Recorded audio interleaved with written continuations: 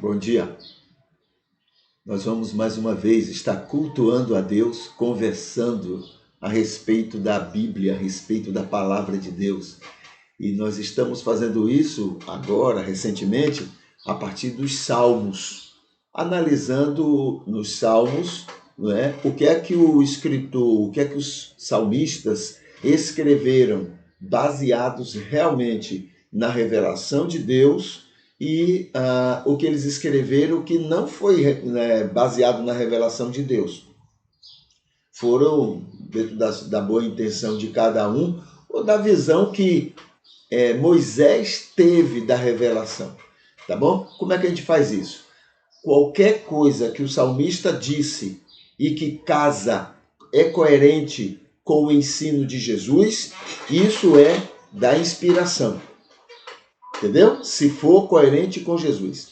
Se não for coerente com Jesus, então não é inspiração. Tá bom? Não é da revelação. Então temos que estar atentos a isso, e aí vai a partir do ensino, da palavra, do exemplo, né, da pregação de Jesus Cristo. Jesus é a melhor manifestação da revelação de Deus. Tá bom? Então, nesse critério que a gente tem trabalhado. Já estamos atualmente no Salmo 6, tá bom? Então, estamos no Salmo 6 e estamos aqui no primeiro momento do Salmo, que é o versículo 1 até o versículo 5. Então, vamos ver o que aqui o salmista diz. O título diz assim, esse título ele não faz parte do original não, tá? Esse título é colocado pelos tradutores, pelas, digamos, as impressoras, aquelas empresas que imprimem a Bíblia, mas ele não é do original. Mas ajuda muito a gente a ter uma ideia do contexto, não é, do Salmo.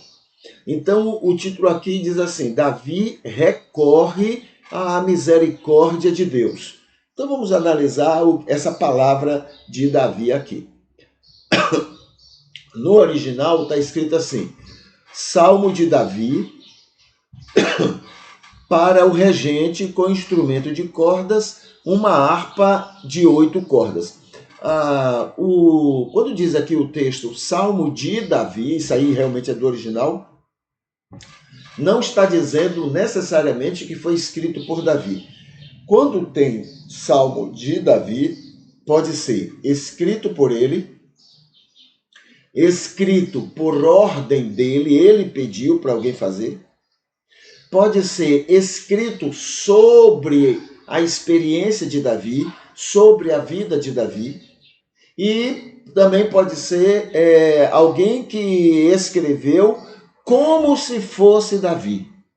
Entendeu? Como se fosse ele. Então, de Davi tem esses sentidos e até tem outros, mas o que quer dizer é o seguinte, o Salmo está relacionado a Davi. Tá? Então vamos ver aqui. Senhor, não me repreendas na tua ira. O salmista falando. Senhor, não me repreendas na tua ira e não me castigues em teu furor. Tem misericórdia de mim, Senhor, porque eu estou enfraquecido. Cura-me, Senhor, porque meus ossos estão afligidos. Até a minha alma está muito aflita. E tu, Senhor, até quando? Volta, Senhor, livra a minha alma, salva-me por tua bondade, porque na morte não há lembrança de ti. No mundo dos mortos, quem te louvará? Então essa é a compreensão do salmista, é o canto dele, é o que ele entende como sendo, né, a relação dele com Deus e assim por diante. Vamos analisar isso, tá? Então, primeiro, entre as coerências com Jesus, eu coloquei aqui, por enquanto, porque estamos na primeira parte do Salmo, tá? Por enquanto, nestes primeiros 5 versos, não encontramos nada que seja coerente com Jesus. Nada. e o Deus que ele revela em sua vida. Ensino e testemunho. Então, nada a ver com Jesus. Vamos analisar então, porque agora a gente fala sobre entre as incoerências, né, com Jesus nesse texto, nesse salmo que o salmista apresenta para a gente. Então, primeiro de tudo, está aqui: não repreendas. Incoerência é pedir para Deus não lhe repreender. Isso é incoerência. Não lhe castigar. O que Deus jamais poderia fazer, mesmo se quisesse, tanto por causa do seu amor para com todas as pessoas, como por não ferir sua atribuição de amor. Por isso, ele não consegue querer algo ruim para as pessoas. Então, Senhor, não me repreendas. Isso sim tem a ver com o Deus que Moisés entendeu. Um Deus cheio de castigo, um Deus cheio de vinganças, um Deus cheio de mortalidade, um Deus cheio, enfim, um Deus muito, entre aspas, muito humano, cheio de coisa. Esse foi o Deus que Moisés entendeu, né, na revelação. Agora, o Deus de Jesus não. O Deus de Jesus não tem espaço para essa palavra. Senhor, não me repreendas, ó Deus. Não tem espaço. O Deus de Jesus não repreende, não castiga. O Deus de Jesus ama. E quem ama, compreende. Entendeu? Compreende. Entende a meninice das pessoas. Entende a pequenez nossa nas nossas relações, nas nossas maneiras de viver, nos nossos contatos com Ele, etc, etc. Ama. Esse é o grande segredo. Tá bom? Segundo, não me repreendas em tua ira. Não me repreendas em tua ira, na tua raiva, no teu ódio, o que também é totalmente incoerente com Jesus, já que o Senhor não tem ódios, ao contrário do Deus entendido por Moisés na revelação. O Deus de Moisés, sim, tinha ódio o tempo todo. Tinha raiva, tinha furor. O Deus de Jesus, não. O Deus de Jesus não tem isso. O Deus de Jesus ama. Aliás, a Bíblia diz que ele é o próprio amor. Impossível encontrar essas coisas em Deus. E o salmista está de olho no Deus de Moisés e não no Deus de Jesus. O salmista conhecia pouquíssimo a respeito do Deus de Jesus. Terceiro, vamos ver aqui. Tem misericórdia. Deixa eu colocar aqui para chamar a atenção. Tem misericórdia de mim. Isso mostra não conhecer Deus. Pois é natural que Deus seja misericordioso e não precisa desses apelos antes, esses clamores. Não precisa, porque Ele é misericordioso. E quando a gente confia, acredita e conhece Deus, aliás, quanto mais confiamos e acreditamos e conhecemos, mais descansamos em Deus. Por pior que seja a nossa situação. Então, Ele é assim, naturalmente, espontaneamente. Ele é misericordioso. Misericordioso. Tá bom? Eu gosto muito de usar uma comparação para minha cabecinha funcionar. Eu gosto de acreditar assim. Quando a gente está exigindo algumas coisas, mas uma criancinha está fazendo alguma coisa contrária, a gente sempre é muito jeitoso. A gente não exige de uma criancinha o comportamento de um adulto. A gente sempre é muito paciente com a criancinha. Entendeu? Ele está fazendo coisas erradas ali, coisas que a gente já proibiu, mas ele está lá fazendo. A gente olha com muito carinho, com muita paciência, Porque a gente vê que é uma criancinha. Deus é a mesma coisa. Ele olha para a gente e vê criancinhas. Criancinhas. Que sofrem as consequências das escolhas erradas. Sofrem. Mas são criancinhas. E Deus ama. E Deus tem paciência. E Deus tem carinho com todos. Esse é o Deus de Jesus. 4. E o salmista diz: até a minha alma está aflita. Isso é falta de fé. E com razão. Pois o Deus que ele acreditava não tinha a ver com Jesus, mas com Moisés, um Deus duvidoso, cheio de gostos, intransigente e sem nenhum amor com o povo.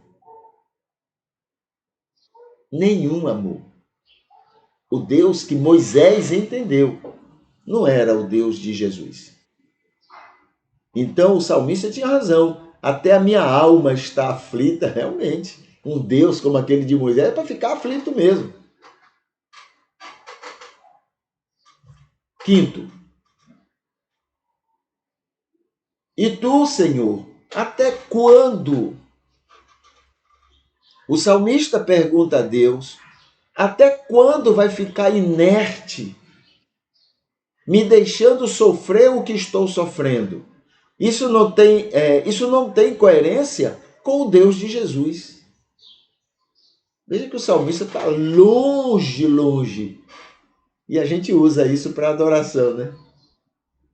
E a gente usa um salmo como esse para dizer que estamos nos confortando. O Deus é um Deus errado. O Deus de Jesus não produz isso. Entendeu? E até, cadê? E tu, Senhor, até quando? Olha só, é uma demonstração de falta de fé. Ele não conhece Deus. Quando Deus, lá no começo do mundo, Deus sabia tudo sobre mim no dia de hoje. Ele sabia tudo. Desde lá, ele está providenciando uma série de coisas para que o que eu vou sofrer hoje seja o mínimo possível. Mas não é só eu não, o mundo todo, porque ele ama todos. Então, ele desde lá está trabalhando para que a gente sofra o mínimo possível. Esse é o Deus de Jesus. Aquele Deus de Moisés, não. Muito bem. O 6 diz assim: volta, Senhor, volta. O salmista está como que decepcionado com Deus, e é natural, pois o Deus que ele estava confiando não era o de Jesus, mas o de Moisés, aquele que chegou a desistir do povo e entregar para Moisés no deserto. Esse é o Deus de Moisés. É um Deus que se decepcionou com o povo. Ora, o Deus de Jesus não se decepciona. Quem ama não se decepciona. O Deus de Moisés se decepcionou com o povo e chegou para Moisés e disse: olha, Moisés, eu não quero mais esse povo não. Carrega para ti. Pode fazer, aí pode ficar com eles. Eu não quero mais não. Esse foi o Deus que Moisés entendeu. Foi um Deus que Moisés chegou ao povo e disse assim: Senhor, se tu não vai ficar com esse povo, eu não quero mais viver. Apelou para Deus amar o povo. Não tem nada a ver com Jesus isso. Esse não é o Deus de Jesus. O Deus de Moisés, ou pelo menos o Deus que Moisés entendeu, tem nada a ver com Jesus. O Deus de Jesus é onisciente. Muito bem, vamos aqui ao 7º ponto. Diz assim: salva-me por tua bondade. Salva-me por tua bondade. Está apelando, colocando o Deus que ele acreditava em saia justa, sem opção. Sabe o que ele está dizendo? Senhor, então tu estás mentindo, porque tu dizes que tem misericórdia conosco, então pela tua misericórdia, apelando mesmo, colocando ali numa posição que não tinha para onde Deus escapar. Não é o Deus de Jesus. O Deus de Jesus não precisa de nada disso. E quem faz está errado. Quem fica criando situações para colocar Deus, né, no canto da parede, olha, ou você faz, ou então você isso e aquilo. Esse não é o Deus de Jesus. Nada a ver. 8. Na morte, ele continua, na morte não há lembrança de ti. O Deus que ele orava era o que Moisés entendeu da revelação. E o pós-morte deste era para o Sheol, um lugar de mortos, onde ninguém fazia nada ou vivia nada. Esse não é o Deus de Jesus. Não é o céu de Jesus. Não é a vida eterna que Jesus ensinou. Então o salmista tinha que estar mesmo apavorado, desesperado, porque o Deus que ele estava olhando, o que ele acreditava, não tinha nada a ver com o Deus de Jesus. Tá bom? Então, esse é o Salmo 6, né? Esse é o Salmo 6 que nós estamos vendo. E amanhã, com fé em Deus, a gente então continua a segunda parte do Salmo 6, né? Que vai do versículo 6 até o versículo 10. Tá bom? Hoje é quarta-feira, então vamos ver aqui os motivos de oração que nós temos para hoje, né? Então tá aqui, quarta-feira.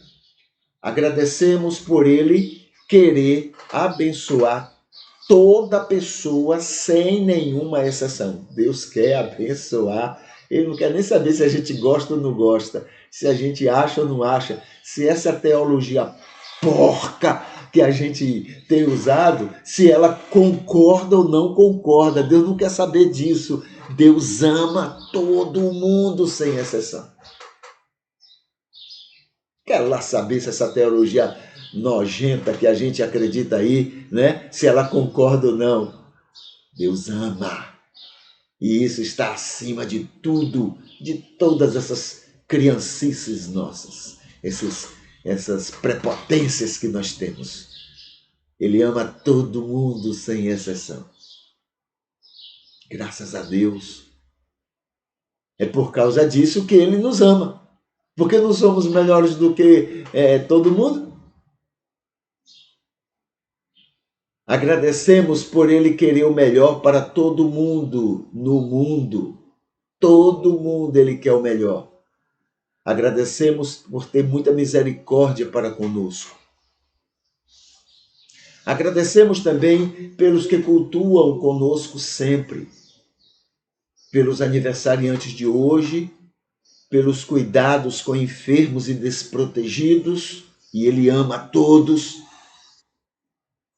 pelos anjos, né, que estão na minha lista de oração, e hoje eu vou orar por aqueles que têm as iniciais GHIJKLM.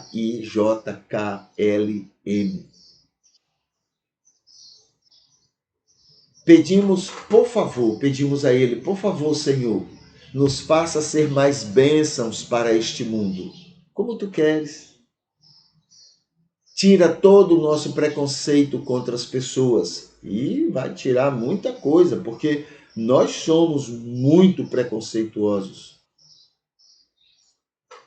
Nos faça defender todo mundo ao nosso redor. Defender mesmo. Inclusive o direito que eles têm de serem diferentes, de pensarem diferentes, de rejeitarem o que a gente acredita. Defender esse direito deles. A gente não quer pra gente? A gente defende para eles. Pedimos, por favor, que nossa vivência não atrapalhe pessoas de irem para o céu. Pedimos também, não nos deixe favorecer a ganância dos ricos. A gente não sabe fazer outra coisa. A gente favorece a ganância dos ricos o tempo todo. Nos cultos a gente faz isso, nos púlpitos, no Antigo Testamento.